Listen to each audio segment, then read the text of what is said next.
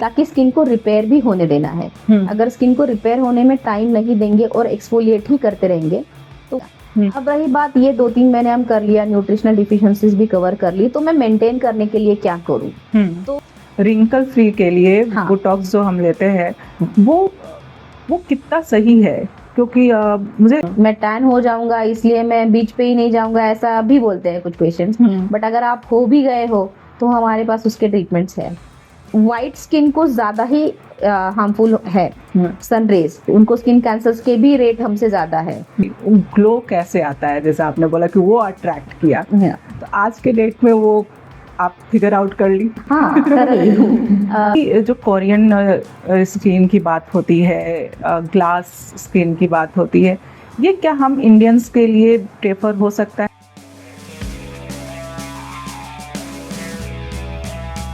नमस्ते, मैं डॉक्टर बीना बन्ना आपका स्वागत करती हूँ एक और नए पॉडकास्ट में, जहां हम बात करते हैं हेल्थ, वेलनेस और जिंदगी के इम्पोर्टेंट टॉपिक पे। आज के एपिसोड में हमारे साथ एक बहुत ही स्पेशल गेस्ट हैं, डॉक्टर अंजलि, जो कि एक रिनाउंस कॉस्मेटोलॉजिस्ट हैं। उनका एक्सपीरियंस है स्किन, हेयर और ब्यूटी ट्रीटमेंट में, और उन्होंने कई लोगों की लाइफ ट्रांसफॉर्म की है अपने एडवांस कॉस्मेटिक सॉल्यूशन से। डॉक्टर अंजलि का फोकस है नेचुरल ब्यूटी को इन्हेंस करना through safe and effective treatment. वो पेशेंट को सिर्फ बाहर से नहीं बल्कि अंदर से कॉन्फिडेंस फील करवाने में बिलीव करती हैं। आज हम इनके साथ बात करेंगे skin care, common myth, modern treatment जैसे फेशियल, केमिकल पील्स, और कैसे हम अपने डेली रूटीन में सिंपल चेंजेस के द्वारा ग्लोइंग स्किन हम पा सकते हैं। वीडियो को लाइक, कमेंट और सब्सक्राइब जरूर करें। वेलकम मैम, आपका स्वागत है हमारे न्यू पॉडकास्ट में। Thank you.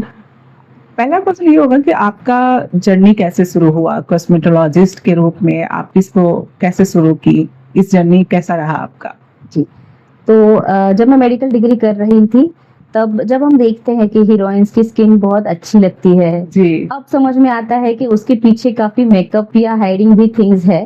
पर तब ऐसे लगता था कि हम आजू बाजू जो देख रहे हैं उनकी कंपैरिजन में जो पर्दे पे दिख रहा है वो बहुत अलग है। सो मेडिकल डिग्री के टाइम पे मुझे ऐसे लगा कि मुझे इसमें रुचि है और मैं ये करना चाहूंगी आगे जाके, इसलिए फिर मैंने ये स्पेशलाइजेशन चुना। ओके। ऑलमोस्ट 15 साल से कर रही हूँ मैं ये। ने क्या पाया कि जो फेयरनेस होता है, जो ग्लो होता है हीरोइंस लोग के और एक्टर्स लोग के, जो मैं बोलूँगी वो ग्लो कैसे आता है? जैसे आपने बोला कि वो अट्रैक्ट किया, तो आज के डेट में वो आप फिगर आउट कर ली? हाँ, कर ली हूँ। जैसे हम बात करें 10 से 15 साल पहले जो बात थी वो अलग थी, बट पिछले कुछ सालों में, 10 सालों में या मे बी 5 सालों में, कोविड के बाद से स्किन की इंडस्ट्री बहुत ज्यादा चेंज हो गई है। सही है या गलत है वो तो अपना अपना डिसीजन होगा, बट हीरोइंस बोलो या इवन नॉर्मल लोग आर्टिफिशियल ब्यूटी के राह पर चलने के लिए बहुत ज्यादा उत्सुक है आजकल। सो मैं बोलूंगी कि हीरोइंस जो होते हैं वो नेचुरली होते ही है ब्यूटीफुल, ऐसा नहीं है, उनके फीचर्स वगैरह होते ही है, बट नॉट ऑलवेज वो फीचर्स वैसे ही होंगे। वो एनहांसमेंट भी करते हैं, जैसे हम देखते हैं कि इन्होंने ये सर्जरी कर ली, वो सर्जरी कर ली। सो एक लिमिट तक वो भी ठीक है क्योंकि उन्हें पर्दे के सामने रोज जाना है। बट फॉर कॉमन पीपल जिनका कुछ अलग प्रोफेशन है, जिनको पर्दे के सामने या कैमरा के सामने नहीं जाना है, उन्होंने एक लिमिटेशन भी रखनी चाहिए कि कहाँ तक मुझे इसको इम्पोर्टेंस देनी चाहिए, external beauty specially. So according to me, मुझे ऐसे लगता है कि हम इंटरनली अगर अच्छे से रहे, खाना अच्छे से खाए, स्ट्रेस ना ले, और हमारा जो एनवायरनमेंट है उसे पोल्यूशन फ्री रखने की कोशिश करें, और जब भी हम बाहर जा रहे हैं तब कुछ प्रोडक्ट्स जैसे सनस्क्रीन इज मस्ट, ऐसे अगर हम यूज करें तो वो जो इंटरनल ग्लो रहेगा वो बाहर के किसी भी प्रोडक्ट से या सर्जरी से आपको नहीं मिलने वाला है। So internal thing is must. जैसे पहले के टाइम में ये भी बोला जाता था कि देखते भी हैं दादी को, नानी को, कि उनके चेहरे बहुत ग्लो करते हैं, इवन ओल्ड एज तक वो साइन करते रहता था उनका चेहरा, बहुत ही खूबसूरत सा स्किन था। तो वो स्किन अभी नहीं मिल रहा है, हम नहीं उसको कैरी ऑन कर पा रहे हैं। जीन हमारा वही है पर हम उसको कैरी नहीं कर पा रहे हैं। सही बात है। ये कहाँ पे फॉल्ट हो रही है हमारे? दादी और नानी के स्किन की बात की जाए तो उनका, जैसे मैंने पहले बोला, उनका जो खान और उनका जो आचार था, इवन थिंकिंग भी उनकी बहुत प्योर थी। इतना स्ट्रेस नहीं था उस टाइम जितना आज की लाइफस्टाइल में है। 22-23 में हमारा ग्रेजुएशन हो जा रहा है, इंजीनियर्स मोस्टली, या 25 तक डॉक्टर्स, या एनी ग्रेजुएशन 21 तक हो जा रहा है। उसके बाद में हम पीछे पड़ रहे हैं कि मुझे जॉब करनी है, मुझे अर्निंग करना है। वो जो स्ट्रेस आ रहा है वो तब उनको नहीं था। उनके तब तक शादी हो चुकी होती थी, या फिर ये जो स्ट्रेस कॉर्टिसोल स्ट्रेस हार्मोन है वो उतना इनका बढ़ता ही नहीं रहता था। वो जो है उसमें खुश रहते थे, फर्स्ट थिंग। सेकेंड, उनके आजू बाजू का जो एनवायरनमेंट था वो भी पोल्यूटेड नहीं था। आज की कंपैरिजन में दादी या नानी या इवन मम्मी के बचपन तक भी काफी अच्छा क्लीन एनवायरनमेंट रहता था। तो जो पोल्यूटेंट्स है, जो ऑक्सीडेशन हमारी बॉडी में करने वाले हैं, थ्रू एयर बोल लीजिए या खाने के दौरान हम जो भी खा रहे हैं, जैसे कि आजकल के 21 ही पकड़िए, 21 के बच्चे और मेरी जो दादी या नानी थी 21 में, या मेरी मम्मी थी, उनके खाने में बहुत ज्यादा डिफरेंस है। जी बिल्कुल। आज हम पहुंच गए हैं पिज्जा। कितना भी अगर मैं स्ट्रिक्ट मॉम बनने की कोशिश करूं, फिर भी मुझे 8 दिन में एक बार पिज्जा या कोई भी मैदा या बाहर की चीज या घर में भी बनाओ तो what is not actually digested properly, ऐसी ही चीजें जो खाने पीने में जो अशुद्धि है वो वाली चीजें बहुत ज्यादा हम खा रहे हैं। और इंटरनल अगर आप अच्छे से नहीं रखोगे तो बाहर से वो ग्लो नहीं आएगा। आप कितनी भी कोशिश कर लो, अभी भी बच्चों को हमें ये सिखाना पड़ेगा कि बाहर से आपको ये ग्लो नहीं आएगा, आपको क्लीन खाना ही पड़ेगा। सलाड्स खाइए, दाल चावल घर का बना खाना खाइए, तो ही वो हो सकता है। इसलिए वो डिफरेंस बहुत ज्यादा है। आपके अकॉर्डिंग हेल्दी स्किन क्या है? हेल्दी स्किन जिस पर एक्ने ब्रेकआउट्स नहीं है, जो सॉफ्ट है, हाइड्रेटेड है, मतलब ड्राई बिल्कुल भी नहीं है, और इवन है। हर जगह पे, फेस पे या इवन बॉडी पे अलग अलग कलर नहीं होना चाहिए। That is healthy skin. Okay.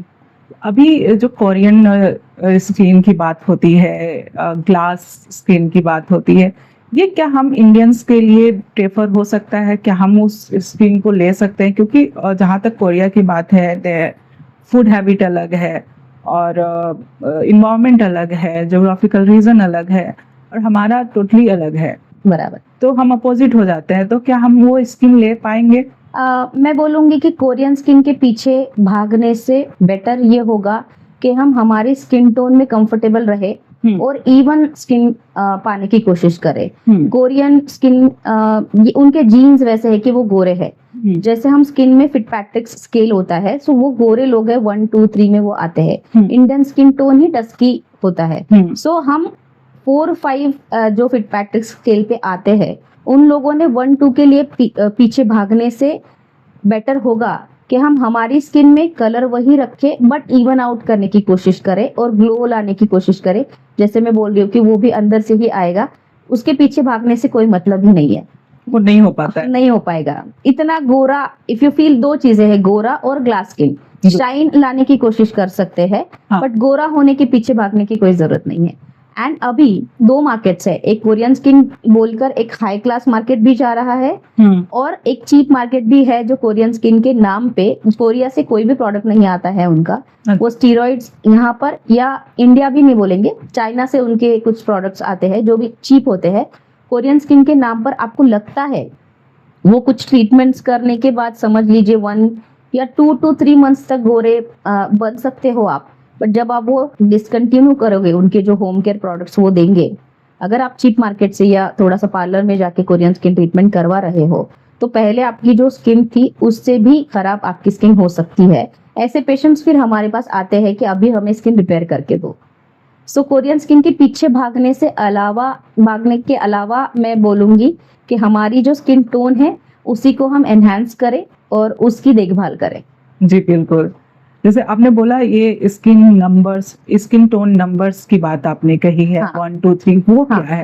1, 2, 3 ये गोरे लोगों का फिटपैट्रिक स्केल है। जैसे हम नापते हैं कोई भी चीज, अगर हम स्केल में डालना चाहे, हाइट नापते हैं, 1 फीट 2 फीट, उसका एक मेजरमेंट का यूनिट है। वैसे फिटपैट्रिक्स एक स्केल है। अगर मैं किसी को फोन पे एक्सप्लेन करना चाह रही हूँ या पढ़ाई में भी, तो गोरे लोगों को क्या बोलेंगे, कितना गोरा, सो उसके एक डिवीजन बनाई गई है. सो 1 2 3 फिटपैट्रिक स्केल इज फेयर पीपल, 4 5 6 थोड़े से सावले इंडियन, एंड देन 7 8 और ज्यादा डार्कर स्किन टोन जो अफ्रीकन में पाए जाते हैं या हमारे भी कुछ लोग हो सकते हैं. सो हाँ. इंडिया इतनी ब्लेस्ड है कि हमारे यहाँ पे सारे स्किन टोन है. जी बिल्कुल. 1 या कम होगा, 8 भी 7 8 भी कम होगा, बट इन बिटवीन सब स्किन टोन्स अवेलेबल है. स्किन कलर मेनली मेलानिन के कारण आती है जहाँ तक मुझे पता है, और बहुत सारे लोग इसके पीछे रहते हैं कि मैं सांवली हूँ, सांवला हूँ, तो मैं ये ट्रीटमेंट कराऊंगा, ये ट्रीटमेंट कराऊंगा, मैं गोरा हो जाऊंगा. क्या एक्चुअली में गोरा हो पाते हैं? जैसे मैंने अभी आपको एक्सप्लेन किया, फिटपैट्रिक स्केल एक शेड या मैक्सिमम 2 शेड्स तक आप हो सकते हो, बट वो मेंटेन करना पड़ेगा आपको. ग्लूटाथियोन इंजेक्शंस जो है वो एंटीऑक्सीडेंट्स है. आप जैसे मैं बोल रही हूँ कि ऑक्सीडेशन बहुत हो रहा है बॉडी में थ्रू पोल्यूशन, थ्रू ईटिंग, या इवन स्ट्रेस भी बहुत है. उसकी वजह से जो हमारा स्किन टोन थोड़ा सा डल हो जाता है, या एक शेड हम काले भी हो जाते हैं कभी कभी. अगर सांवला या गोरा इसी लैंग्वेज में बात करनी है तो सांवले हो जाते हैं कभी कभी. वो डिटॉक्सिफाई करने का एक जरिया है. बॉडी को डिटॉक्सिफाई कर सकते हैं ग्लूटाथियोन के थ्रू, और कुछ लोकलाइज क्रीम्स होंगे, वो ज्यादा इफेक्टिव नहीं होंगे, बट हमें अंदर ओरली हम टैबलेट्स ले सकते हैं या फिर आईवी इंजेक्शंस आते हैं. उसकी भी एक लिमिट है. अभी हम इवन रील्स में देखते हैं, इंस्टा पे बहुत सारे ब्रांड्स है जो मेडिकल पे या ऑनलाइन आपको वो ग्लूटाथियोन की टैबलेट्स या गोरे होने के क्रीम्स बेचते हैं. बट वो पर्टिकुलर क्रीम आपको सूट हो रहा है या नहीं हो रहा है, ये आप एक बार सिर्फ आपके डॉक्टर से अगर जांच कर ले तो वो बेटर ट्रीटमेंट रहेगा आपके लिए. सिर्फ एक कुछ तो चल रहा है, ट्रेंडिंग है, उसके पीछे भागने से बेटर रहेगा डॉक्टर को कंसल्ट करिए. हम लोग हैं, आपको बताएंगे कि आपको ये सूट करेगा भी या नहीं करेगा. जी बिल्कुल. और वर्स स्किन करने से बेटर है आप एक बार सलाह लीजिए. उसके अंदर हम क्या करते हैं, हम आपके ब्लड टेस्ट करते हैं कुछ, वो पर्टिकुलर चीज जो हम आपको देना चाह रहे हैं. अगर आप B12 की डिफिशियंसी में हो, विटामिन डी की डिफिशियंसी हो, मेरे पेशेंट्स में almost 9 out of 10 patients are deficient in B12 and D. Okay. And few of the women are deficient in iron as well. So मैं प्रिफर करूंगी कि ग्लूटाथियोन आईवी देने से बेटर मैं उनको कुछ कॉम्बिनेशन दूं, जिसमें अगर B12 की डिफिशियंसी है तो उसी ड्रिप में मैं B12 दे सकती हूँ, या फिर मैं अलग से उनको B12 का ड्रिप लगाऊं. और बहुत ज्यादा डिफिशियंसी नहीं है तो फिर मैं उनको ओरल टैबलेट्स पर भी 3 महीने में अपनी जो डिफिशियंसी थी वो एक काफी मात्रा में भर जाती है. सो गोरा होने के पीछे ना लगे, आपकी जो डिफिशियंसी है उसे हील करने को ज्यादा इम्पोर्टेंस देना चाहिए. मैं यहाँ ये समझ पा रही हूँ कि जितने भी विटामिन की अगर कमी है, हाँ. अगर आप फुलफिल करते हो तो आपका स्किन हेल्दी हो जाएगा. बराबर है. और स्किन हेल्दी होगा तो ग्लो करेगा और उससे आप अच्छे दिखोगे. बराबर है. तो बॉडी प्रायोरिटाइज करती है. हाँ. अगर मेरे बॉडी में समझो एग्जाम्पल B12 का ही लेते हैं, सो B12 की कमी है तो मेरी स्किन पहले खराब होगी, मेरे बाल झड़ेंगे. डी की डिफिशियंसी है तो बाल पहले वाइट होंगे. अभी कॉमनली हम देखते हैं स्कूल किड्स में भी 7th 8th में भी बाल वाइट होना चालू हो गया है, क्योंकि वही बाहर का खाना है और न्यूट्रिशनल डिफिशियंसी है. खाना क्वांटिटी के बारे में मैं नहीं बात कर रही हूँ, क्वांटिटी बहुत खा रहे बच्चे, फैट भी है, बट जो क्वालिटेटिव खाना होना चाहिए था वो नहीं हो पा रहा है. सो B12 और D3 की डिफिशियंसी अगर है और आप ग्लूटाथियोन के भी टैबलेट्स लेते हो या कितने भी क्रीम्स महंगे महंगे लगा लेते हो, तो भी आप गोरे या हेल्दी स्किन नहीं पा सकते हो. सो आप ध्यान रखें कि आपको डिफिशियंसी ना हो, थोड़ा सा मेटाबॉलिज्म अच्छा हो, इसके लिए एक्सरसाइज, मॉडरेट एक्सरसाइज. हर इंसान को बहुत हेवी स्ट्रेनर्स वर्कआउट करने की जरूरत नहीं है. वीक में 1 to 2 time strength training is fine, but then हल्के फुल्के योगा भी अगर आप रेगुलरली करो. अभी कुछ लोग आते हैं वेट लॉस के लिए. वेट लॉस वालों का ऐसा है कि वो जिस दिन उनको वो सोचते हैं कि अभी मुझे वेट लॉस करना है, उसके बाद से 1 महीने तक वो इतना ज्यादा वर्कआउट कर लेते हैं या कम खाना खाते हैं, न्यूट्रिशनल डिफिशियंसी और ज्यादा बढ़ जाती है. थोड़ा सा फैट लॉस हो भी सकता है, बट जो ग्लो था वो कम हो जाएगा, क्योंकि जब तक न्यूट्रिशन अच्छे से नहीं है तब तक आप वो आर्टिफिशियल ग्लो नहीं ला सकते. सो कोई भी आपका एम है, हेल्दी होना, ये एम रखिए. फिर वो फैट लॉस हो या अकैंथोसिस जैसे हम बोल रहे थे कि जो डाइट की वजह से हो रहा है, वो जो भी चीजें हैं वो अगर आपको अवॉइड करना है तो आप हेल्दी की तरफ जाइए, ना कि 1 महीने में मुझे फैट लॉस करना है रिड्यूस करके आना है। कंसिस्टेंट, सस्टेनेबल, जो मैं लाइफ लॉन्ग, अगर मैं कुछ लाइफस्टाइल चेंज मेरी बॉडी में आज मेरी लाइफ में कर रही हूँ तो वो सस्टेनेबल होना चाहिए, तो ही आपका वो ग्लो भी रहेगा और वो मेंटेन रहेगा। ठीक है। सभी का अलग अलग स्किन टाइप्स होते हैं, और किसी का ड्राई, किसी का ऑयली, किसी का कंबाइन होता है, तो इसको हम कैसे डिफ्रेंशिएट करते हैं और उसको मेंटेन कैसे रखा जाए, ये तीनों को, बस उसके ऊपर हम जानना चाहेंगे। ठीक है। सो स्किन टाइप मोस्टली हम अगर फेस वॉश करके सो रहे हैं और सुबह उठने के बाद में अगर आपकी स्किन ड्राई है, खिंची है, तो फिर आपकी स्किन ड्राई ही है। या आप रात में अगर फेस वॉश करके सो रहे हो और सुबह आपकी स्किन ऑयली है, अगर चिपचिपाहट लग रही है तो आपकी स्किन ऑयली है। बट कभी कभी ये जो टी जोन है, यहाँ से हम अगर ऐसे टी का एक शेप बनाए, यहाँ पे ऑयली होती है और यहाँ पे dry, even corners of the mouth भी ड्राई होते हैं, तो उसे हम कॉम्बिनेशन स्किन कहेंगे। और एक टाइप है जो सेंसिटिव स्किन है, ये तीनों के अलावा या उसके कॉम्बिनेशन भी में भी आ सकता है। पेशेंट के काउंसलिंग के बाद में वो समझ में आता है कि मैं कुछ भी लगाती हूँ या लगाता हूँ तो मुझे रिएक्शन आता है, मुझे कुछ सूट ही नहीं करता है, वो सेंसिटिव स्किन है, उन्हें और ज्यादा कॉशियसली स्किन प्रोडक्ट्स यूज करने चाहिए। हम स्किन को हेल्दी रखने के लिए हम क्या क्या करें? मतलब ये जो जैसे आइसिंग होता है, हाँ, वो सब करना सही है हेल्दी स्किन रखने के लिए? आइसिंग टेम्पररीली थोड़ा स्वेलिंग है अगर, तो वो कम कर सकता है, बट एज सच बहुत हेल्दी रखने के लिए जो ट्रेंडिंग दिखाया डेली बेसिस पे रोज, इट्स नॉट नीडेड। हेल्दी रखने के लिए खाना अच्छे से खाए, बस वर्कआउट करे, नींद अच्छे से ले, पानी बहुत पिए ताकि डिटॉक्सिफिकेशन होता रहे। और कुछ प्रोडक्ट्स, ना कि 10 प्रोडक्ट्स, मतलब पेशेंट जैसे आते हैं सामने रखते हैं कंसल्टिंग टेबल पे कि ये मेरा मॉइस्चराइजर है, ये मेरा सनस्क्रीन है, ये मेरा आई क्रीम है, ये मेरा नाइट क्रीम है, ये मेरा सुबह का सीरम है, 10-12 चीजें हैं और इसमें से किसी एक की उसको एलर्जी भी हो सकती है जी। तो करना कुछ चाह रहे थे पर कुछ अलग ही हो गया। मैं वो सब बाजू करती हूँ, ये रख दीजिए, इसको बाद में देखेंगे। सिर्फ 2 ही प्रोडक्ट्स स्टार्ट करते हैं, वो भी आज चालू करते हैं, 2-3 दिन के बाद में देखते हैं कि आपको सूट हो रहा है या नहीं हो रहा, और फिर दूसरा प्रोडक्ट यूज करेंगे, उसमें आएगा क्लेंजर एंड मॉइस्चराइजर। फिर थर्ड थिंग अगर आप ऐड करना ही चाह रहे हो तो सनस्क्रीन। अगर सेंसिटिव स्किन है आपकी तो ये तीनों चीजें इनफ है। फिर अगर इस आपको एक ब्रांड मिल गया या अच्छे से हमसे बात करने के बाद में आप एक सेटल हो गए कि ये तीनों चीजें मुझे सूट हो रही है, देन वी कैन ऐड कोई सीरम जो आपकी पर्टिकुलर प्रॉब्लम के लिए है। जैसे एक आध को हो सकता है अंडर आई डार्क सर्कल्स बहुत ज्यादा है, बाकी गोरे अच्छे होते हैं, इवन स्किन भी होती है, सिर्फ अंडर आईज बहुत ज्यादा होते हैं, उनकी फिर से हम न्यूट्रिशनल डिफिशियंसी देखेंगे। अगर वो डिफिशिएंट है तो हम वो कवर करेंगे। और पीआरपी माइक्रोनीडलिंग जैसी चीजें हैं जो इजीली अवेलेबल है वो कर सकते हैं, एंड देन हम उनको एक अंडर आई क्रीम दे सकते हैं। ऐसा नहीं है कि अंडर आई क्रीम एक रूटीन पार्ट आप बना लो, वहाँ की स्किन ज्यादा डेलिकेट है तो नॉट नेसेसरी कि हर एक व्यक्ति ने, अगर अंडर आई ज्यादा नहीं है तो अंडर आई क्रीम लगाना ही चाहिए। अभी चेहरे पे ना कभी कभी डार्क स्किन इस साइड पे आती है, हाँ, माउथ वाले साइड पे आती है, बहुत ज्यादा ही होता है, इधर आप फेयर दिखते हो लेकिन यहाँ लिप के राउंड में ना बहुत डार्क आता है, बराबर। वो कैसे होता है?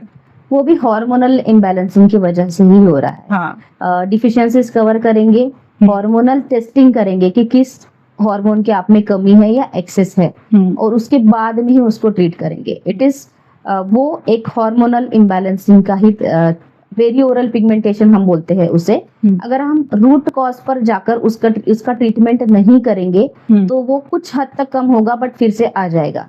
अगर हम रूट कॉज से उसको ट्रीट करेंगे, अगर डिफिशियंसीज है तो वो कवर करेंगे, हार्मोनल इम्बैलेंसिंग है तो उनके लिए जो भी ट्रीटमेंट उन पर्टिकुलरली वो पेशेंट के लिए ठीक रहेगी, वो करने के बाद हम अगर सीरम्स और क्रीम्स एक्सटर्नली लगाएंगे तो वो कवर भी होगा और मेंटेन्ड भी रहेगा।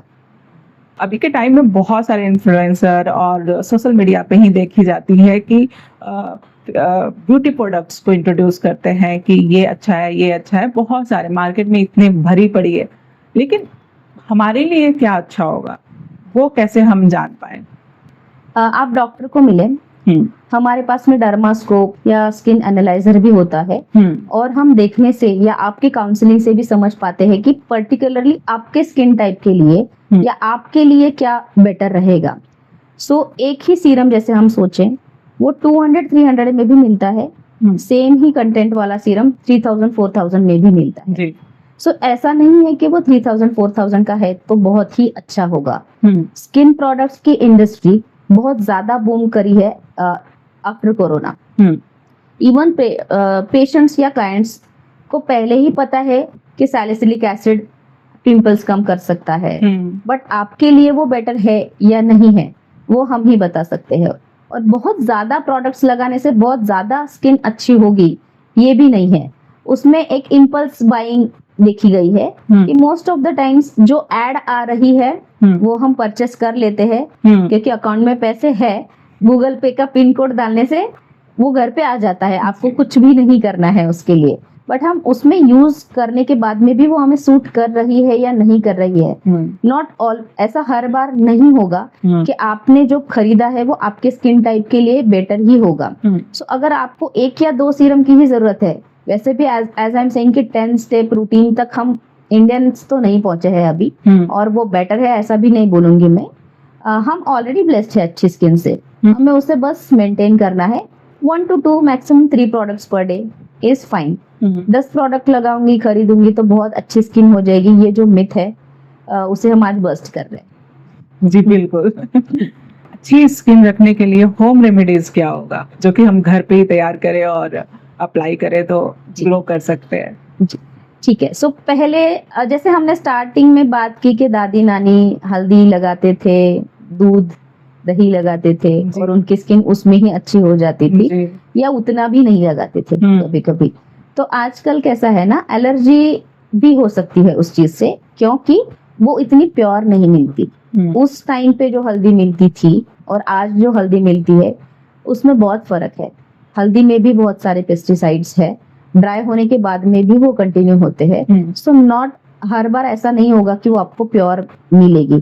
सो एक हल्दी दूध या दही इज ओके, बट उसमें भी किसी किसी को एलर्जी हो सकती है। आप लगा सकते हो हल्दी बेसन, DIY home remedies works very well. But अभी मैं एक 3 महीने पहले एक पेशेंट आया था, उसकी बात करना चाहूंगी। वो थोड़े से पिंपल्स आए थे उसको पहले, अब उसे ये नहीं ख्याल आया कि मैं डॉक्टर के पास जाता हूँ।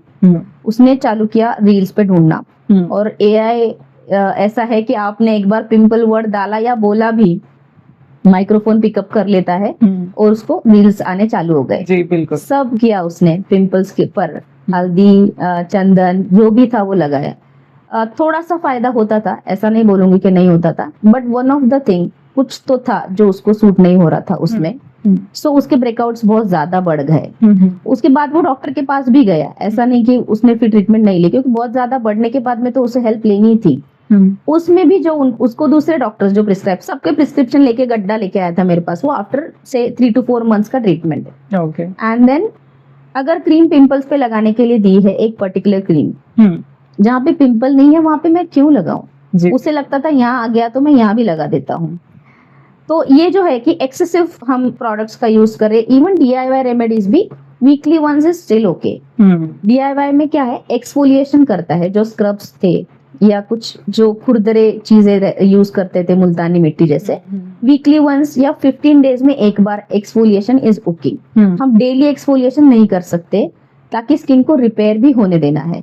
अगर स्किन को रिपेयर होने में टाइम नहीं देंगे और एक्सफोलिएट ही करते रहेंगे तो वो जो न्यू स्किन ऊपर आ रही है उसे मैच्योर स्किन बनने का टाइम ही नहीं हम दे रहे। जी बिल्कुल। सो उसकी भी एक लिमिट है, हर बार आपको सूट कर रहा है नहीं है, बट आपको अगर पता है तो बेसन, हल्दी, दूध, इसी से तो मॉडर्न चीजें बनी हैं। अभी हल्दी जो बोल रहे हैं वो भी टर्मरिक में हम बोल के यूज कर रहे हैं, curcumin, and then lactic acid हम यूज कर रहे हैं, उसके पील्स है।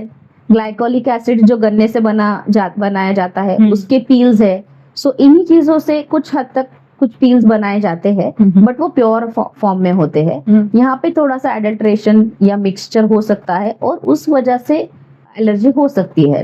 पैच टेस्ट करके देखिए, पूरे फेस पे अप्लाई करने के पहले थोड़ा सा हाथ के कॉर्नर में लगा के देख सकते हैं, यहाँ पे लगा के देख सकते हैं, ओवरनाइट रख के देखिए, अगर वहां पे कुछ नहीं होता है, इचिंग नहीं हो रही, then you can apply that to weekly once. बहुत सारे प्रोडक्ट में ये मेंशन होता है कि ये हर्ब्स यूज हो रहे हैं। हाँ। क्या वाकई में हर्ब्स होते हैं जो कि हाँ, एक एग्जांपल देती हूँ, मैगी में भी लिखा है कि उसमें सब्जियां है। हाँ तो हम अगर मैगी का पैकेट खोलते हैं तो हमें 1 या 2 मटर के ड्राइड पीसेस या कैरेट के ड्राइड पीसेस मिलते हैं। वैसे ही अगर हर्ब्स लिखा है, इसका मतलब ये नहीं है कि वो पूरा नीम से ही बना है या पूरा हल्दी या बेसन से ही बना है। अगर हल्दी का बेसन का हम वो बना के रखे घर पे भी पेस्ट, तो वो 3 महीने तक चलेगा क्या? नहीं।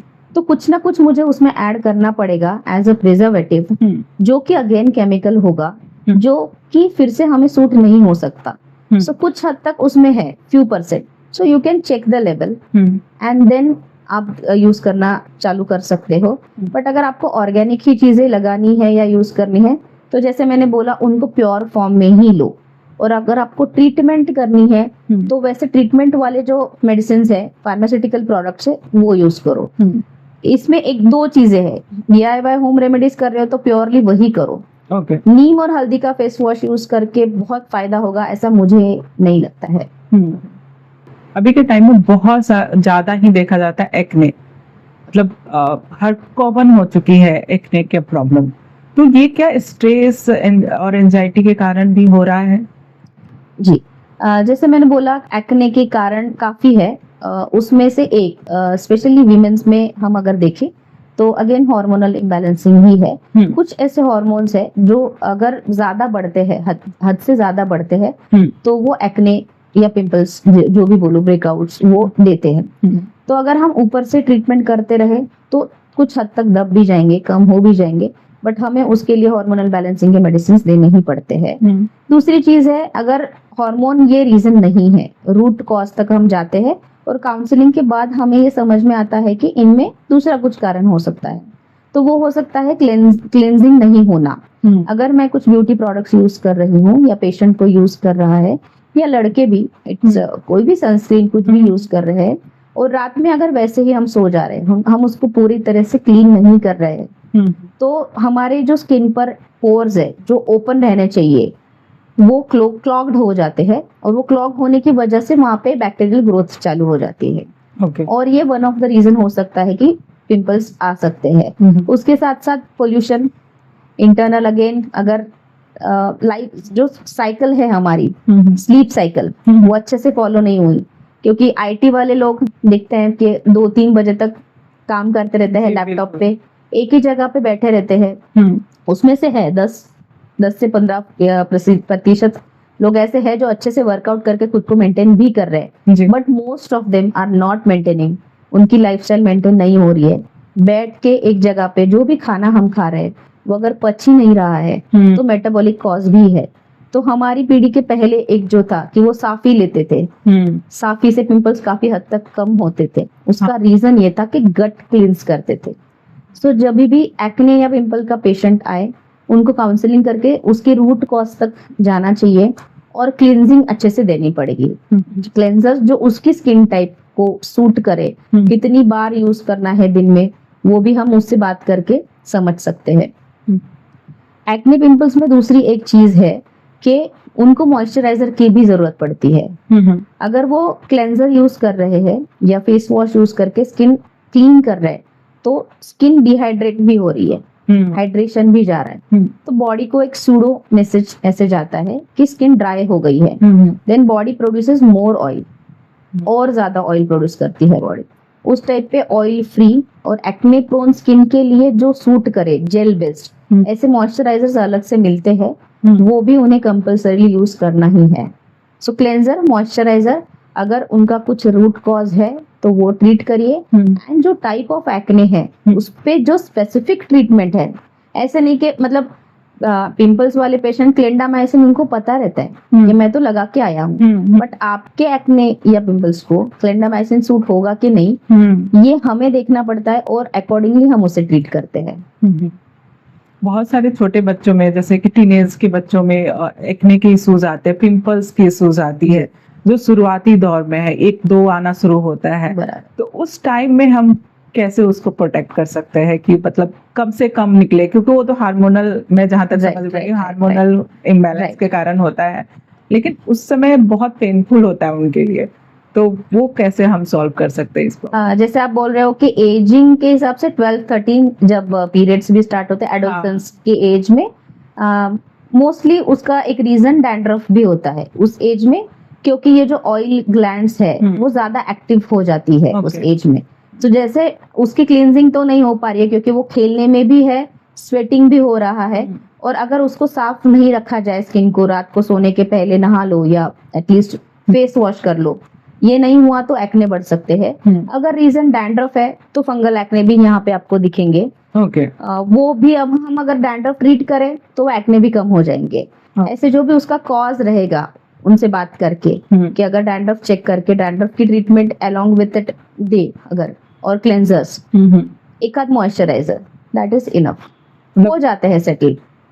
मैं यहाँ पे समझ पाई कि ये नया चीज मैंने समझा कि डैंड्रफ से भी आपको पिंपल्स हो सकते हैं। हाँ, पूरे यहाँ पे बैक पे जो है, हाँ क्योंकि बाल बड़े होते हैं, इवन छोटे भी होते हैं, वो जो फ्लेक्स है डैंड्रफ हाँ। के वो यहाँ पे गिरते हैं। हाँ, तो बैक एक्ने का one of the good reason is dandruff.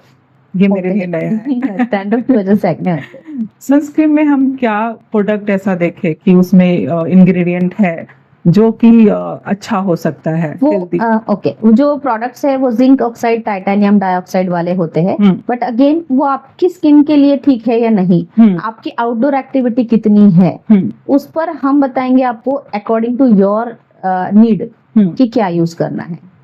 मतलब titanium dioxide, zinc oxide is good, ये दो चीज वो देखना चाहिए। हाँ, बहुत लोगों को ये प्रॉब्लम होती है कि एक्ने का और पिंपल का स्कार नहीं जाता है, वो जो रह जाता है स्पॉट, तो उसकी ट्रीटमेंट है, और उसके ट्रीटमेंट के लिए हम क्या क्या ले सकते हैं, जो कि आप उस पे एक्सपर्ट भी है, तो हमें एक्सप्लेन करिए।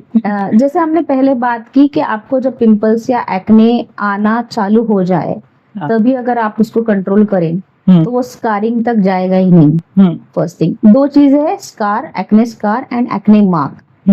एक्ने मार्क होगा जो सिर्फ लोकल पिगमेंटेशन होगा, ब्लैक कलर का डार्क स्पॉट रहेगा जो हमारा पिंपल जाने के बाद वहां पे रह जाता है। स्कारिंग रहेगा जो नॉर्मल स्किन थी उसमें खड्डा, ओके, उसे हम स्कारिंग बोलेंगे। ठीक है, अगर आप उसको नेल से टच ना करो या क्लीन हैंड से जेल भी अगर कुछ लगा रहे हो, ट्रीटमेंट जेल, क्रीम्स, तो अगर कुछ लगा रहे हो तो उसके, अगर आप क्लीन हैंड से नहीं लगा रहे हो या नेल से कुरेते ऐसे बैठे बैठे, और इचिंग तो होता ही है थोड़ा बहुत, या अच्छा लगता है चलो, तो वहाँ मार्क छोड़ता है। अगर आपको वहां पे थोड़ा भी इचिंग हो रहा है तो डोंट यूज नेल, सिर्फ फिंगर। ये रीजंस है एक्ने मार्क्स या स्कार्स होने के। आप समझिए वो 25 तक आ गया है एंड उसके ऑलरेडी मार्क्स और स्कारिंग हो गया है।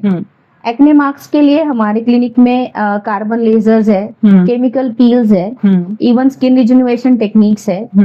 एक्ने स्कार्स के लिए कुछ चीजें हैं, जैसे MNRF कर सकते हैं, PRP माइक्रोनेडलिंग भी काफी हद तक वो स्कारिंग कम करता है। कुछ सब्सिजन ऐसी टेक्निक्स है जिससे हम वो जो मैं बोल रही हूँ कि खड्डा हो गया है, थोड़ा सा डिप्रेशन हो गया है, उसे हम कुछ हद तक कम कर सकते हैं। स्कारिंग के लिए मार्क्स तो पूरे जा सकते हैं जी। और कोई कोई का फेस में दिखता है कि यहाँ पे चिक के इस साइड में ना बहुत बड़ा सा पैचेस होते हैं, हाँ, वो डार्क स्पॉट Right. छोड़ते हैं, उसका कैसे ट्रीटमेंट है, वो भी उपलब्ध है आपके यहाँ? हाँ, उसे हम मेलास्मा बोलते हाँ. हैं। कभी कभी प्रेगनेंसी के बाद में ज्यादा बढ़ता है। इंडिया में 80 to 90% ऑफ द टाइम्स वो फीमेल्स में ही दिखता है जो एशियन स्किन टोन है उनमें, और 10 to 20% ऑफ द टाइम्स वो मेल्स में भी हो सकता है। अगेन हम उसके रूट कॉज पे जाएंगे। अगर हम सिर्फ ऊपर से ट्रीटमेंट करते हैं तो वो फिर से आएगा। जी। मेलास्मा या वांग या झाइया जिसे बोलते हैं, वो फिर से आने के चांसेस बहुत ज्यादा है। सो हार्मोनल इम्बैलेंसिंग, अगर ये जैसे प्रेगनेंसी के बाद देखा गया है कि कुछ हार्मोन्स थे जो ड्यूरिंग प्रेगनेंसी बहुत अच्छे थे, बाद में एकदम से ड्रॉप हो गए और मेलास्मा आना चालू हो गया। बट अगर आपको दिख रहा है कि मुझे मेलास्मा आ रहा है तो इमीडिएटली आ जाए। अगर आप 5-10 साल के बाद आते हो तो ट्रीटमेंट को भी उतना टाइम लगेगा जी, उसे मेंटेनेंस भी लगेगा। अगर 3 महीने के ट्रीटमेंट में आपका कुछ हद तक 60-70% तक कम भी हो गया तो आपको उसको मेंटेन भी करना है। स्किन के पेशेंट्स में ऐसा देखा गया है कि उन्हें लगता है कि मैंने 2-3 महीने का ट्रीटमेंट ले लिया, अब मैं जैसे पहले थी वैसे फिर से लाइफस्टाइल चालू कर दूंगी और मैं वैसी ही रहूंगी।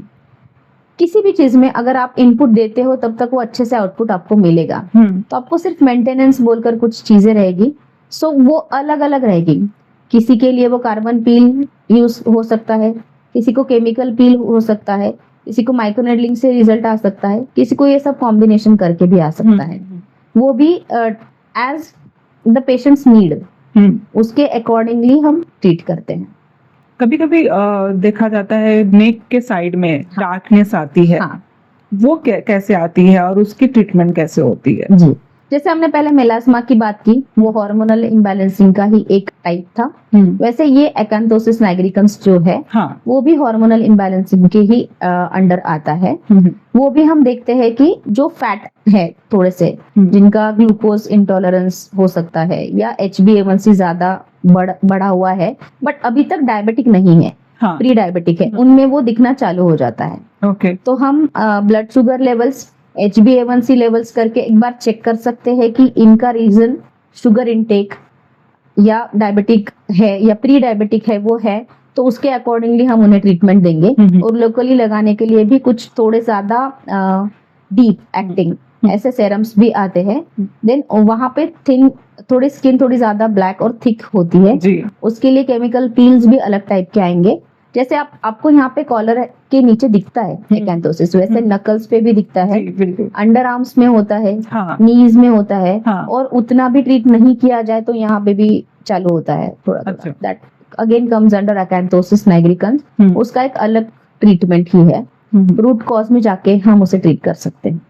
फेस पे बहुत ज्यादा हेयर ग्रो होता है तो उसके लिए लेजर ट्रीटमेंट की जाती है अभी के टाइम में। जब पहले तो वैक्स रिमूव करते थे लेकिन अभी लेजर ट्रीटमेंट की जा रही है। तो फेस पे जो लेजर ट्रीटमेंट होती है वो कहाँ तक सही है और उसको हम थोड़ा समझना चाहेंगे। जी, वो मैं आपको थोड़ा सा करेक्ट करना चाहूंगी कि वो लेजर हेयर रिमूवल होता है। रेजर इज द थिंग जिससे हम बाल निकालते हैं, हाँ। बट रेजर के बाद में हम लेजर हेयर रिमूवल या रिडक्शन ये बोलेंगे। लेजर हेयर रिमूवल LHR जिसे बोलते हैं, उसका बेटर लॉन्ग फॉर्म LHR का लेजर हेयर रिडक्शन ये है। क्योंकि अंदर से ग्रोथ हो रही है, हम उसे काफी हद तक रिड्यूस कर सकते हैं, हम उसे स्टॉप नहीं कर सकते। अगर स्टॉप हो भी जाए और आप मेंटेन नहीं करोगे तो फिर से आ सकती है। परमानेंट हेयर लेजर रिमूवल ऐसे कोई ऐड कर रहा है या बोल रहा है तो वो थोड़ा गलत ही होगा। हम रिडक्शन बोल सकते हैं। अभी ऐसे पाया जाता है जैसे हम बात कर रहे थे कि करियरिस्टिक वुमन एक आ गया है कि लास्ट जनरेशन या ये generation, to be very specific, this generation is very much behind career oriented things.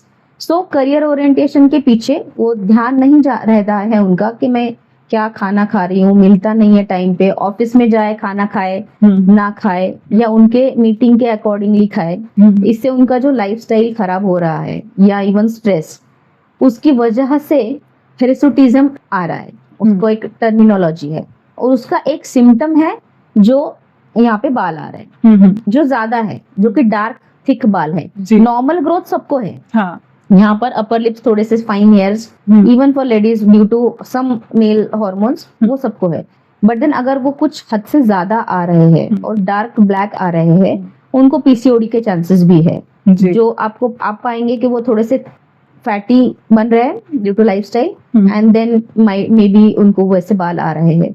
सो उनको अगर पहले हम कॉज ट्रीट करेंगे, उनको बताएंगे कि आपको लाइफस्टाइल अच्छी करनी ही पड़ेगी, आपकी एज में ये होना नहीं चाहिए था, बट फाइन अभी आप लाइफस्टाइल अच्छी करो, पूरा रिवर्सल हो सकता है।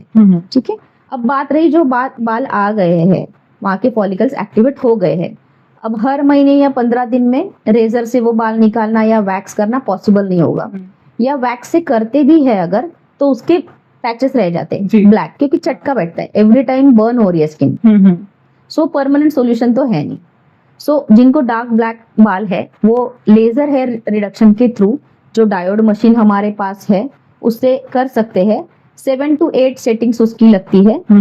On an average 1 month apart. अब ऐसा हो सकता है कि किसी को बहुत ज्यादा हेयर ग्रोथ है तो उनको 15 डेज में भी सेकंड सेशन लेने की जरूरत पड़े, और किसी को ज्यादा हेयर ग्रोथ नहीं है तो उनको 1.5 मंथ में भी 3rd 4th सेशन आ जाए, ऐसा भी हो सकता है। But on an average 6 to 7 months में few settings, and then again 2-3 साल तक तो बाल नहीं आएंगे, आए भी तो फाइन हेयर्स आएंगे जो दिक्कत नहीं होगी। इतने 5 फीट के ऊपर वाले डिस्टेंस से वो दिखेंगे भी नहीं, इतने थिन आएंगे। और अगर अच्छे से उसको मेंटेन रखे, एवरी ईयर एक मेंटेनेंस सेशन ले, तो वो परमानेंटली हम उससे मुक्ति पा सकते हैं। जी, रिंकल फ्री के लिए हाँ। बोटॉक्स जो हम लेते हैं वो कितना सही है?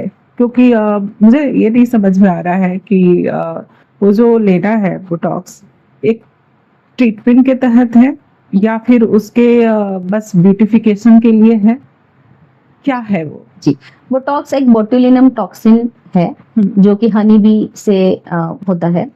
सो उससे निकाला हुआ टॉक्सिन है जो न्यूरो पैरालाइजर है। जहाँ पे भी हम अगर वो इंजेक्ट करते हैं वहाँ की जो मसल्स है उसको थोड़ा सा पैरालिसिस वो देता है। तो अगर मैं स्मॉल अमाउंट्स में प्योरीफाइड फॉर्म में उसे यहाँ पे अगर डालती हूँ, समझिए रिंकल्स है यहाँ पे मैं डालती हूँ, तो वो muscle temporarily for few months 5 to 6 months वो पैरालाइज हो जाएगी, और ये जो रिंकल्स है या यहाँ पे ग्रो फिट होते हैं वो नहीं दिखेंगे। वो कुछ परमानेंट सॉल्यूशन ऐसा है नहीं, बट वो बुरा भी नहीं है। अगर आप कैमरा कॉन्शियस हो, आपको रोज फेस करना है या इवन लोगों को फेस करना है, and you don't feel confident about yourself कि मुझे तो 35 में ही रिंकल्स आ रहे हैं, या मैं सामने देखती हूँ मिरर में या कोई मेरी तरफ देखता है तो मेरा एज ज्यादा लगता है उन्हें, तो कुछ हद तक few settings is fine, but each and every person doesn't need it. मतलब आप बोलोगे कि एकदम लोग कुछ कंट्रीज में है everyone has done LHR, everyone has done Botox, इतनी मुझे जरूरत नहीं लगती। जो जिनको कैमरा फेस करना है, जैसे हम हीरोइंस देखेंगे रेखा माधुरी या इवन आलिया भट्ट, उन्हें वो they are getting paid because of it. उनका जो करियर है वो उस पर डिपेंड करता है पूरा, तो उन लोगों के लिए मैं बोलूंगी एक फिर भी ठीक ही है। नॉर्मल पर्सन भी fine, if you want to look good, वो तो एक थ्रेशोल्ड है, आपको क्रॉस करना है नहीं करना है, वो आप पर है, बट वो परमानेंट सॉल्यूशन नहीं है कि एक बार आपने बोटॉक्स करा लिया और फिर लाइफ लॉन्ग आपको झुर्रियां नहीं आएंगी, ऐसा नहीं होगा। वो फ्यू मंथ्स तक कर सकते हैं, बट एज सच उसका कुछ साइड इफेक्ट नहीं है, you can go for it. जैसे अभी रेखा की बात की, रेखा और अनिल कपूर, ये 2 इंडस्ट्री में ऐसे हैं जिन्हें मैं बचपन से देखती आ रही हूँ। वो बूढ़े ही नहीं हो रहे, वो बूढ़े नहीं हो रहे हैं। वो उनके स्किन पे आपके अकॉर्डिंग क्या हो रहा है, बॉडी में क्या हो रहा है, आप कैसे एनालिसिस कर पाती है उन? ये जो लाइमलाइट में है लोग, पहले तो उनकी लाइफस्टाइल बहुत अच्छी होती है हम लोगों से। हाँ। सो मैं ऐसा नहीं बोलूंगी कि वो सिर्फ ब्यूटी ट्रीटमेंट्स पर ही अभी है। उनका खाना पीना सोना जो वो ये सब मेंटेन्ड है। आप देखोगे तो अनिल कपूर भी फिजिकल वर्कआउट इतना करता होगा जो ऑन एन एवरेज 60 इयर्स का एक नॉर्मल पर्सन नहीं करता होगा। तो मैं आज उठकर बोलूं कि मैं अनिल कपूर जैसा क्यों नहीं हूँ, मैं भी तो 60 प्लस हूँ, तो ये गलत होगा, क्योंकि उसने जो लाइफस्टाइल उसकी ऑल द लाइफ फॉलो की है वो एक नॉर्मल पर्सन नहीं कर रहा है। ये हो गया खाना पीना, एक्सरसाइज या थिंकिंग के बारे में। अब थोड़ा बहुत जैसे रेखा के बारे में हम बात कर रहे हैं, तो वो ऑफ कोर्स वो बोटॉक्स फिलर्स इनकी हेल्प ले ही रहे, बट उनका लाइफस्टाइल भी अच्छा है। वो अच्छे से ये सब मेंटेन करके फिर जो थोड़ी सी चीजें है उसे मेंटेन कर रहे हैं। विदाउट ये चीजें ये पॉसिबल ही नहीं है। ऐसा बोला जाता है कि आफ्टर 30 एंटी एजिंग ट्रीटमेंट या उसके प्रोडक्ट्स यूज करना चाहिए। क्या ये वाकई में सही है कि आफ्टर 30 हम एंटी एजिंग ट्रीटमेंट में जाएं या फिर उसके प्रोडक्ट को यूज करें? जी, अगेन अगर हम अच्छे से लाइफस्टाइल रख रहे हैं तो थोड़े से प्रोडक्ट्स में भी एंटी एजिंग हो जाएगा। बट मैं फिर से सिर्फ ऊपर से लगा रहा हूँ या लगा रही हूँ, जो अंदर से कुछ भी नहीं, मेरा लाइफस्टाइल खराब है, बाहर का खाना खा रही हूँ, अच्छे से नींद नहीं है, स्ट्रेस में हूँ, या एक जनरल हाउसवाइफ बोल लो जिसको बच्चों का भी स्ट्रेस है, कभी कभी इन लॉज है, वो अगर मेरी पेशेंट बोल के आती है एंटी एजिंग, तो एंटी एजिंग सीरम्स देने के पहले मैं उसके ब्लड टेस्ट कराती हूँ। कि तुम्हारी डिफिशियंसी पहले चेक करो, उसका ग्लो अपने आप आएगा और वो सीरम से बेटर रहेगा। अगर हम डिफिशियंसीज कवर करते हैं, उनकी जो पर्टिकुलर थिंग है उसे अगर मॉडिफाई करने की कोशिश करते हैं, तो उसका ग्लो हजारों सीरम के ऊपर आएगा। हम्म। अब रही बात, ये 2-3 महीने हम कर लिया, न्यूट्रिशनल डिफिशियंसीज भी कवर कर ली, तो मैं मेंटेन करने के लिए क्या करूं? तो विटामिन सी एक अच्छा एंटीऑक्सीडेंट है जो हम टैबलेट्स के थ्रू भी ले सकते हैं, आईवी के थ्रू भी ले सकते हैं, और नेचुरल जैसे लेमन है उसमें या सिट्रस फ्रूट्स में भी ले सकते हैं, ताकि ऑक्सीडेशन ना हो बॉडी में। जो भी ऑक्सीडेशन हो रहा है उसे थ्रू एंटीऑक्सीडेंट्स हम बाहर निकाल दे, या ऑक्सीडेशन होता है मतलब कुछ फ्री रेडिकल्स हमारे बॉडी में रह जाते हैं, उन्हें बाइंड करने के लिए हमें ये एंटीऑक्सीडेंट्स काम आते हैं। तो एंटीऑक्सीडेंट्स टैबलेट्स होते हैं, ओरल सनस्क्रीन्स भी होते हैं जो आप टैबलेट के थ्रू ले सकते हो, वो भी कुछ हद तक एंटी एजिंग होते हैं। एंड देन कुछ सीरम्स है जो एंटी एजिंग बोल के आप यूज कर सकते हो, बट उसके पहले आपकी लाइफस्टाइल, आपका खाना, आपकी न्यूट्रिशनल डिफिशियंसीज कवर हो। ये मैं बार बार इसलिए बोल रही हूँ कि पेशेंट्स आते हैं कि मैंने 3 महीने पहले B12 किया था, मुझे पता है मैम मेरा B12 कम है, आपने किया क्या? अच्छा चलो, वो डॉक्टर ने मुझे 1 महीने का मेडिसिन दिया था, वो मैंने ले लिया, फिर आपने फिर से चेक करके देखा कि आपकी B12 थोड़ी बड़ी है कि नहीं? वो भी नहीं।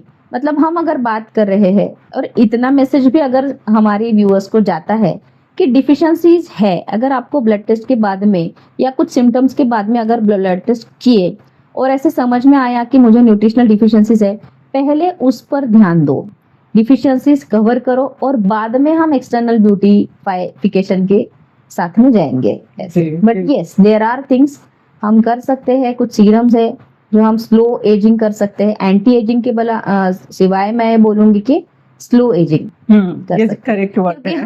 हम रिवर्स नहीं करना चाह रहे एजिंग, वो ना ही हो सकती है ना ही करनी चाहिए, बट हम कर सकते हैं जो हमारी एजिंग स्लो हो।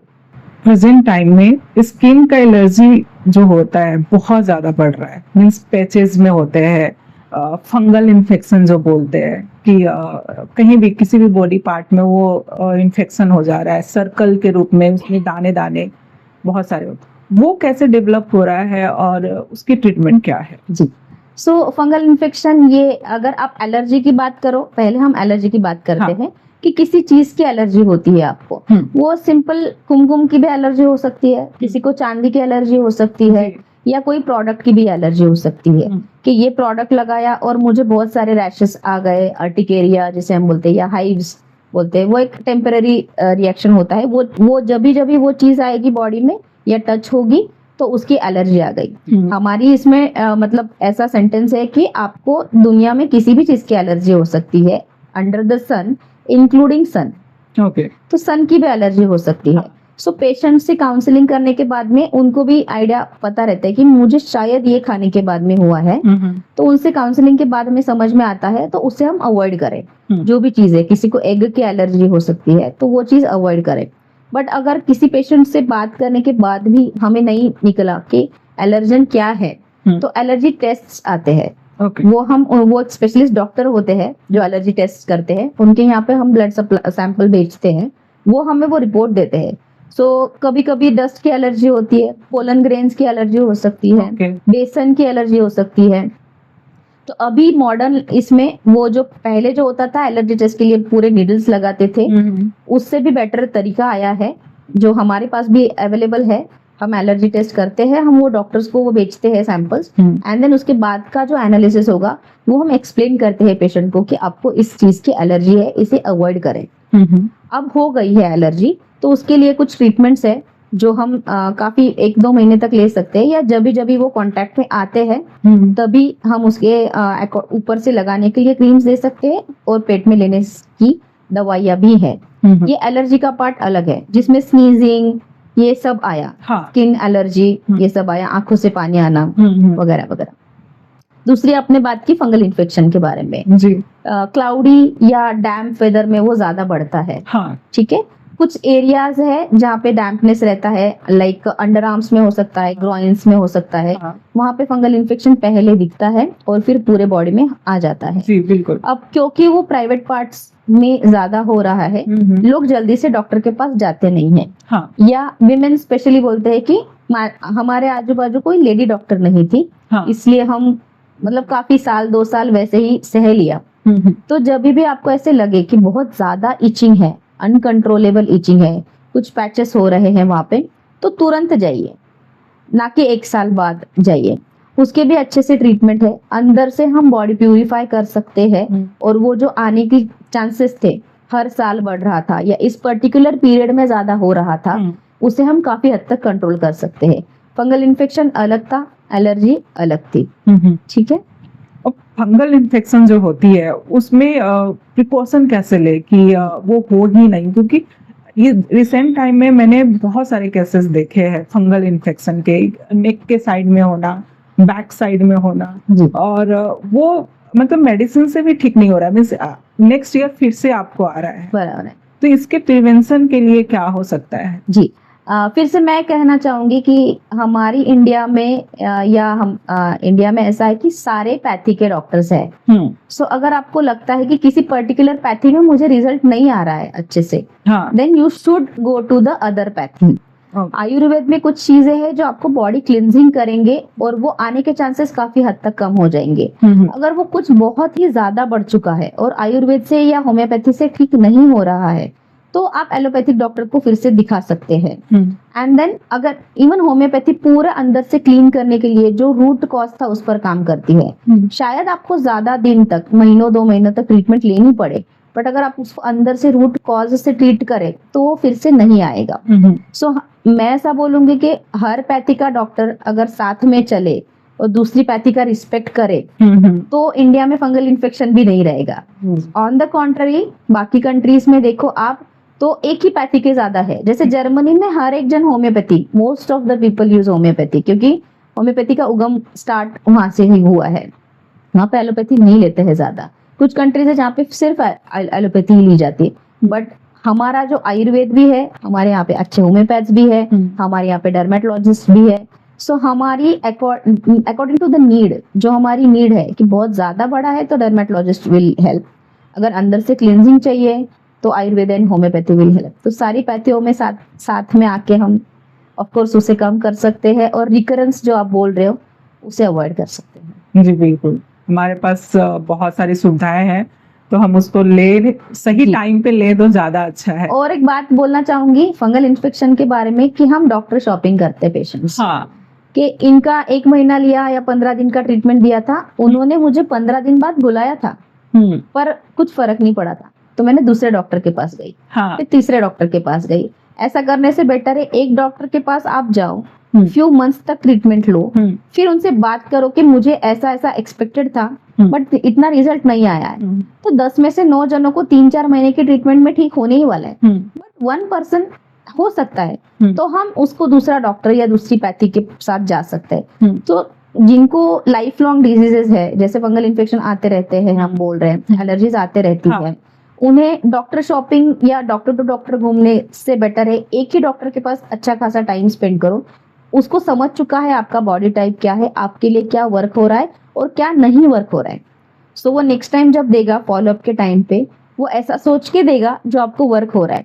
कोई भी डॉक्टर, कोई भी पैथी ये नहीं चाहेगी कि वो मेरे पास आता रहे, उसे वो ट्रीट करना ही है और उसे 100% ही अच्छा करना है। बट देन आपको रिजल्ट नहीं मिल रहा है तो आप जाए, ऐसा नहीं कि 15 दिन में इसे 15 दिन में उसे, ऐसा नहीं करें। जैसे यहाँ पे आपने बहुत अच्छी बात कही कि फॉलोअप में वो देख सकते हैं कि अगर ठीक जी। नहीं हुआ जी। तो वो करेक्ट मेडिसिन करने Correct। की कोशिश हाँ, करेंगे। क्योंकि आप जैसे फंगल इन्फेक्शन भी 10 लोगों को है समझिए, तो एक पेशेंट को जो सूट करे वो दूसरे पेशेंट को सूट करेगा ही, ऐसा नहीं है।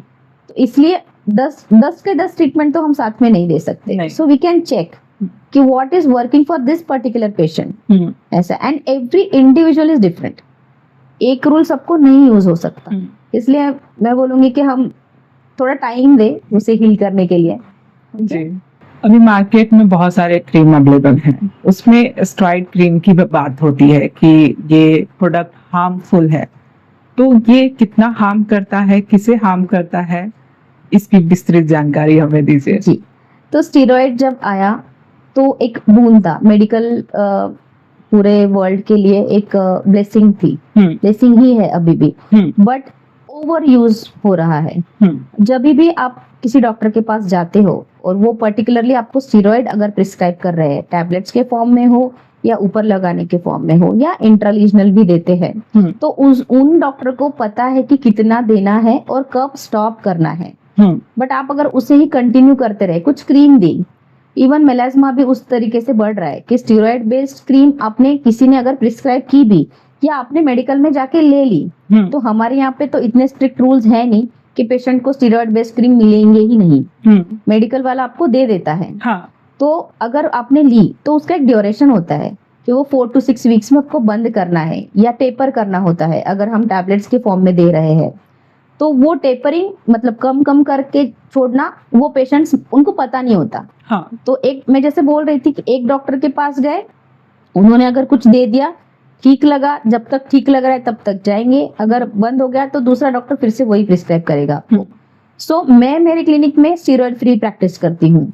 मुझे पता है कि अगर ये मेडिसिन अगर उन्होंने अपने आप ले लिया बाहर से तो ज्यादा हार्म होने वाला है। तो मैं पहले ही बोलूंगी आपको कि देखो, आपको शायद 1 महीने में जितना भी रिजल्ट एक्सपेक्टेड था वो नहीं आएगा, टाइम लगेगा, 2 to 3 मंथ्स लग सकते हैं। बट हम स्टीरॉयड फ्री प्रैक्टिस करते हैं। स्टीरॉयड जरूरी है फंगल इन्फेक्शंस में, जहाँ पे डर्मेटोलॉजिस्ट प्रिस्क्राइब करते हैं स्टीरॉयड्स, बट देन कब और कितना amount, let doctors decide that. So rather than going from steroid based creams directly हम मेडिकल से परचेस करें या किसी डॉक्टर से भी ले, अगर उनके पास फॉलोअप को आपको 15 दिन के बाद में बुलाया है तो फॉलोअप को जाएं, वो डिसाइड करेंगे कि आपको वो कम करना है, स्टॉप करना है, दूसरे क्रीम पे शिफ्ट करना है या कंटिन्यू करना है। जी। आप ओवर द काउंटर जाके कुछ ना करें, ताकि जो मेलास्मा की बात हो रही थी, फंगल इन्फेक्शन की बात हो रही है, उसमें दोनों में भी अगर आप कंटिन्यूअसली वो यूज करते रहोगे, स्टॉप नहीं करोगे, तो पहले जो कंडीशन लेके आप हमारे पास आए थे उससे भी वर्स हो सकती है वो छोड़ने के बाद में। इसलिए under the doctors prescription. Skin पे अधिकतर टाइम व्हाइट पैचेस भी आ जाती है, देखी जाती है, तो वो कैसे डेवलप होता है, उसकी ट्रीटमेंट और प्रिवेंशन कैसे कर सकते हैं? जो मेजरली हम देखते हैं विटिलिगो या ल्यूकोडर्मा उसे हम बोलते हैं। यहाँ पे व्हाइट पैच दिखेगा या कहीं भी बॉडी में दिख सकता है। वो ऐसा बोलते हैं कि माइकल जैक्सन जो था उसे भी शायद ऑटो इम्यून डिसऑर्डर्स थे और उसके अंडर उसे कुछ पैचेस आ गए विटिलिगो के। वैसे वो अफ्रीकन स्किन टाइप का था, बट कुछ पैचेस आना चालू हो गए एंड देन फिर उसने उसकी ट्रीटमेंट भी करी एंड देन बाकी के जो ब्लैक पैचेस रह गए थे उसे वो मेकअप से छुपाता था। बट जैसे जैसे वो बढ़ता गया उसके व्हाइट पैचेस ज्यादा हो गए और ब्लैक कम हो गए, तो वो पूरा ही व्हाइट हो गया। तो ऐसी थ्योरी है कि शायद उसे कुछ ऑटो इम्यून डिजीजेस थे, उसमें से एक विटिलिगो भी हो सकता है और उसके लिए उसे वो पूरे व्हाइटनिंग ऑफ द बॉडी करनी पड़ी। ऐसा बिकॉज ये लोग कुछ एक्सप्लेन नहीं करते थे और तब तो मीडिया भी इतना ये नहीं था कि वो पूछे या अवेयरनेस भी नहीं था जब वो था। सो विटिलिगो एक ऑटो इम्यून डिसऑर्डर है। ऑटो इम्यून का मतलब ये होता है कि खुद के ही स्किन सेल्स खुद के ही अपोजिट में काम करते हैं। सो अगर उसकी ट्रीटमेंट भी है, उसको पूरा रूट से हम अच्छे से कर सकते हैं, उसे ना बढ़े इसके लिए भी कुछ क्रीम्स है और अंदर से मेडिसिन भी है। और इतना सब करके भी आपको एक ब्यूटिफिकेशन का पार्ट बच जाता है कि एक पैच रह गया है जो मुझे फेस पे है और अच्छा नहीं लग रहा, हाँ, तो उसे हम हाइड करने के लिए भी कुछ ट्रीटमेंट्स है। जैसे बीबी ग्लो है, सेमी परमानेंट मेकअप में बाकी के स्किन टाइप के जैसा जो पिगमेंट है वहां पे हम डाल सकते हैं। For few months it will stay, आपको मेकअप करके उसको हाइड करने की जरूरत नहीं है हमेशा। ऐसे ट्रीटमेंट्स भी अवेलेबल है। या एकदम रोज का कुछ नुस्खा अगर चाहिए एज अ हाइडिंग थिंग, तो टिंटेड सनस्क्रीन्स यूज कर सकते हैं। टिंटेड सनस्क्रीन फाउंडेशंस जैसे दिखते हैं, जो आपके स्किन टाइप टोन के हिसाब से मिलते हैं। यू कैन यूज सनस्क्रीन का काम भी हो जाएगा, प्रोटेक्शन, एंड देन वो हाइडिंग वाला जो था अगर फेस पे है स्पेशली, तो वो भी हो जाएगा। ये बहुत अच्छी जानकारी दी कि वो हाइड भी कर सकते हैं। हाँ। माइकल जैक्सन की बात निकली है तो एक मुझे अभी थॉट आया कि जब उनकी डेथ हुई थी तो मीडिया में ये आया कि बहुत सारे मीडियाज में थे कि उनके जब पोस्टमार्टम हुई तो बहुत सारे मेडिसिन का वो निकला है कि वो बहुत इंटेक कर रहे थे मेडिसिन। तो ये जो आप ब्यूटिफिकेशन हम करते हैं और फेयरनेस और बॉडी को मेंटेन करने के लिए उसमें जो मेडिसिन का हम स्तर बढ़ाते जा रहे हैं, लेवल बढ़ाते जा रहे हैं, ये कितना सही है? जी। सो माइकल जैक्सन की जैसे हम बात कर रहे थे, जो थेरीज है वो काफी हद तक मुझे सेटिस्फाई, मेरे माइंड को सेटिस्फाई करती है कि उसको ऑटो इम्यून डिजीजेस थे। मुझे ये थेरीज नहीं समझ में आती जिसमें बोलते हैं कि बहुत सारे मेडिसिन या स्टीरॉइड्स वो लेता था। हाँ, मुझे ऐसे लगता है कि क्योंकि उसे कुछ डिजीज था और वो एक पब्लिक पर्सनालिटी था, उसे उसका अपीयरेंस बहुत मैटर करता था और उसे वो छुपाना एक तरीके से इम्पोर्टेंट था। तो even auto immune disease compare उसको अगर मेंटेन भी करना है तो उसके लिए भी उसे काफी हद तक मेडिसिन लेने पड़ते होंगे। बट अगर वो मल्टीविटामिन बोलो या कुछ लेता होगा, वो बहुत सारा बोल रहे हैं हम, तो वो गलत था। फिर अगर उसके डॉक्टर्स ने उसको तब प्रिस्क्राइब किया होगा, क्योंकि ऐसे कुछ कॉन्स्पिरेसी थेरीज भी है कि उसके डॉक्टर ने ही उसको शायद ओवरडोज कर दिया, इसकी वजह से उसकी डेथ हुई। तो हो सकता है कि कुछ हद तक लेना चाहिए था, उसके ऊपर अगर उसने ले लिया होगा ब्यूटिफिकेशन के लिए, जो कि with his will may be, then that was not correct. Up to some extent autoimmune disease था, विटिलिगो था, उसके पैचेस कवर करने के लिए अगर वो कुछ मेडिसिन लेता था then it was okay. But बहुत ज्यादा ब्यूटिफिकेशन के लिए अगर वो कुछ इंटरनल बहुत प्रोडक्ट्स लेता था तब तो इतना एडवांस भी नहीं था। लाइक अब तो फिर भी काफी एडवांस्ड है और ईच मॉलिक्यूल टेस्टेड है, बट तब इतना नहीं था। तो जैसे हम बोलते हैं कि वेस्टर्न कंट्रीज में मेडिकल फैसिलिटी भी अच्छी भी है बट एग्जैजरेटेड भी है। ओके। हमारे यहाँ पे बिना एंटीबायोटिक पे भी हम ठीक ही हो जाएंगे कभी कभी, ठीक है। वहां पे ऐसा है कि कुछ एक्स्ट्रा ही दे सकते हैं वो लोग। पहले इनिशियली 8 to 10 डेज तक वो बोलेंगे कि फीवर है तो don't go to the doctor, but then एक बार आप जाने लग जाओ, वहां पे भी इंश्योरेंस ये सारी चीजें है।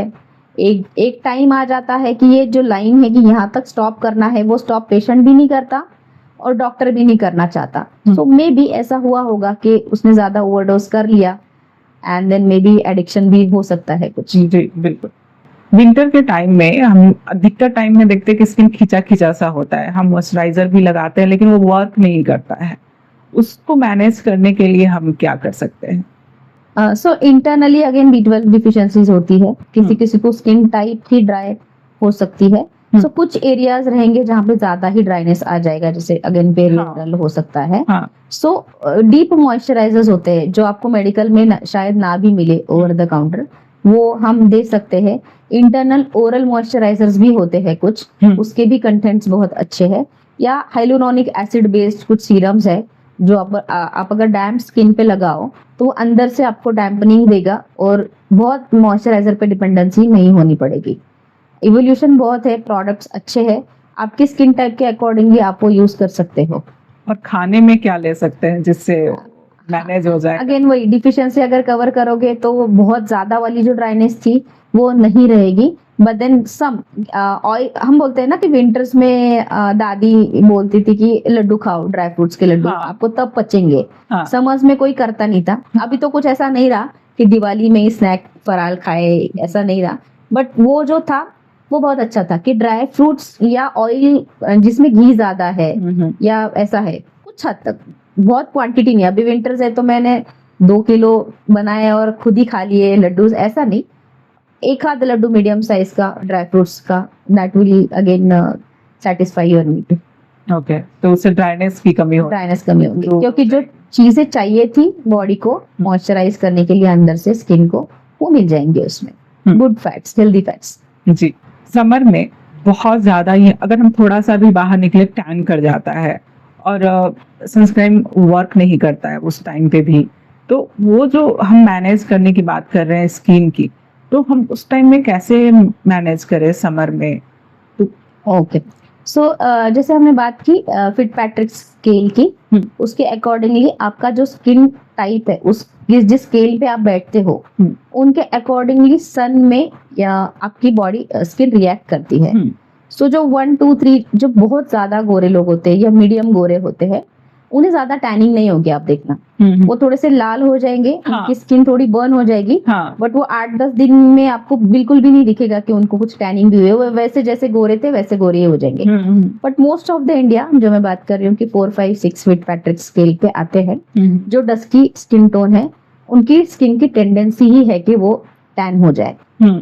तो ऐसा नहीं है कि गोरे है मतलब टैनिंग होगी ही नहीं, बट ऑन एन एवरेज उनको कम होगी, डस्की स्किन टाइप को ज्यादा होगी, ये बाय बर्थ है। ओके, देन उसको ट्रीट कैसे करें? तो अगर आप बीच पे जा रहे हो, समर्स में हम बीच में जाते हैं, हाँ तो रीअप्लाई सनस्क्रीन। हर 2-3 घंटे में आप सनस्क्रीन, फिजिकल सनस्क्रीन या स्प्रे फॉर्म में भी आते हैं, वो यूज करते रहें। उस पर भी डिपेंड ना करें। अगर आपको पता है कि मुझे बहुत अच्छे ज्यादा टैनिंग होती है अब तक के हिस्ट्री के हिसाब से, तो अगेन गॉगल्स, कैप और mask, what ever is possible वो कवर करके ही जाए। If you don't want tanning, चलो अभी एंजॉय करना था, मैं तो बीच पे जाके आ गई, मैं टैन हो गई, मोस्ट ऑफ द टाइम्स वो अपने आप ही ठीक हो जाएगा, नॉर्मल स्किन आ जाएगी। बट किसी किसी लोगों का 8 दिन के बाद में, महीने 2-2 महीने तक वो टैनिंग वैसा ही रहता है। उनके लिए हमारे पास कुछ प्रोडक्ट्स है, ग्लाइकोलिक एसिड पील्स है, ट्रांएक्सामिक एसिड्स के सीरम्स आते हैं, वो हम यूज करके वो जो टैनिंग है वो एक विद इन अ वीक हम कम कर सकते हैं।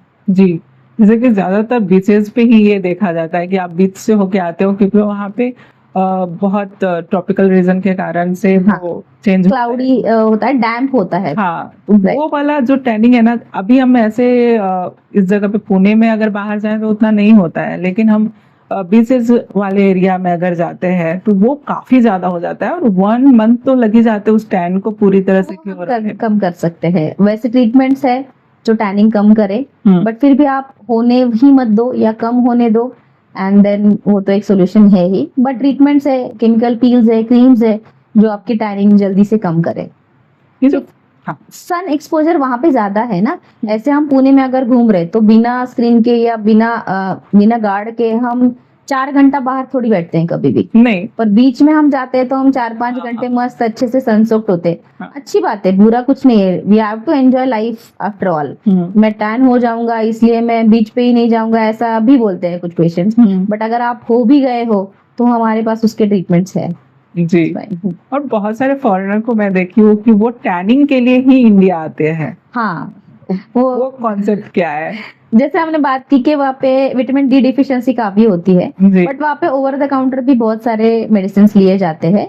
जैसे हम शॉपिंग करते हैं कॉस्को में वगैरह, वहाँ पे यूएस में स्पेशली, वहाँ पे ओवर द काउंटर आपको जेली वाले जो मल्टीविटामिन है, च्यूएबल्स वाले मल्टीविटामिन है, बच्चों को वह बड़े ले ही लेते, तो उसमें विटामिन डी आ जाता है क्योंकि उनको सन एक्सपोजर है ही नहीं या कम है ट्रॉपिकल रीजन्स की कंपैरिजन में। तो उनका ऐसा एक फैड है कि उन्हें इतना ज्यादा, क्योंकि पिगमेंटेड स्किन होती है, जितनी स्किन ज्यादा गोरी है उनको फ्रेकल्स ज्यादा आते हैं, हाँ, छोटे छोटे ब्राउन स्पॉट ज्यादा आते हैं। यहाँ पे तो वो ढकने के लिए टैनिंग एक यूज होती है। टैनिंग और बिफोर गोइंग टू बीच, अगर व्हाइट स्किन को ज्यादा ही हार्मफुल है सन रेज, उनको स्किन कैंसर्स के भी रेट हमसे ज्यादा है। सो इंडिया एनीवेज बहुत अच्छी कंट्री है कि इतना सन है कि चाहिए जितना, और ऐसा भी नहीं है कि हमारी स्किन प्रोन है स्किन कैंसर्स के, सो हमें इतना डरने की कोई बात नहीं है। बट उनके लिए, उनको स्किन कैंसर होने के चांसेस ज्यादा है। सो अगर एक स्किन टोन वो टैन करके जाए या ब्राउनिश करके जाए तो वो एक्सपोजर होने के बाद में भी उनका वो जो फैक्टर है उनकी बॉडी में, स्किन में specially, which is again teratogenic, वो कम हो जाएगा। इसलिए वो टैनिंग एक फैड भी बोल सकते हो कि उन्हें थोड़ा सा टैन दिखना है, या फिर वो हेल्प करता है उन्हें टैनिंग से कम करता है उनकी जो एक्सपोजर है, इसलिए भी वो टैनिंग करते हैं। जी, अभी रिसेंट टाइम में जो चल रहा है पिगमेंटेशन इश्यूज का, कि बहुत सारे वो इश्यूज आ रही है, तो उसको हम कैसे ओवरकम करें? जी, तो पिगमेंटेशन मोस्टली देखा जाता है कि हमें एक्ने या पिंपल्स आ गए थे, उसके बाद में उसके मार्क्स रह गए, तो वो कितने भी साल पुराने हो सकते हैं। दूसरा हो सकता है मेलास्मा या झाइयाँ जो हम बोल रहे हैं, वो एक बड़ा पिगमेंटेशन इशू है। या छोटे छोटे जो है, कुछ ट्रीटमेंट करा ली उसके बाद में भी पिगमेंटेशन बढ़ सकता है, PIH बोलते हैं। कुछ यूज किया उसके बाद में पोस्ट इन्फ्लेमेटरी हाइपर पिगमेंटेशन हम बोलते हैं। या फिर फंगल इन्फेक्शन हो गया, उसे स्क्रैच कर लिया या कोई क्रीम लगा लिया, उसका भी कुछ रिएक्शन आ गया, उसके बाद में उसका दाग रह जा सकता है। इन सारे चीजों को पहले हम उसका कॉज देखेंगे कि हुआ कैसे था। अगर एक्ने मार्क्स थे तो एक्ने की ट्रीटमेंट तो खत्म हो चुकी है, अब सिर्फ मार्क्स बचे हैं। या कुछ एज के बाद में एक्ने पिंपल्स आना बंद हो जाते हैं, ऑयली ग्लैंड्स कम सिक्रेट करती है सीबम, पर मार्क्स रह जाते हैं, उसके लिए हमारे पास ट्रीटमेंट्स है, जैसे कार्बन लेजर है, केमिकल पील्स है। एंड देन अगर मेलास्मा है तो उसके हार्मोनल बैलेंसिंग हम करेंगे, इवन ग्लूटाथियोन के ड्रिप्स हम लगा सकते हैं, हम्म। आईवी ड्रिप्स, उससे भी पिगमेंटेशन कम होगा।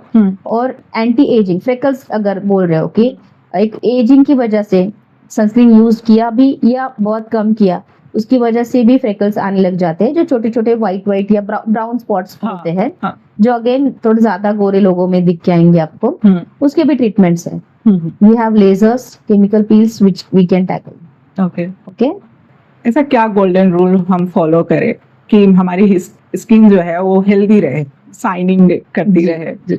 सो मैं मे बी कॉन्ट्राडिक्टरी बोलूंगी यहाँ पे, बट लेस इज मोर। जितना आप कम सीरम्स प्रोडक्ट्स यूज करो उतना आपके लिए अच्छा ही रहेगा। बहुत ज्यादा यूज करो तो बहुत अच्छा होगा, ऐसा कुछ नहीं है। जो आपको सूट करे वो ज्यादा इम्पोर्टेंट है। Then stay hydrated.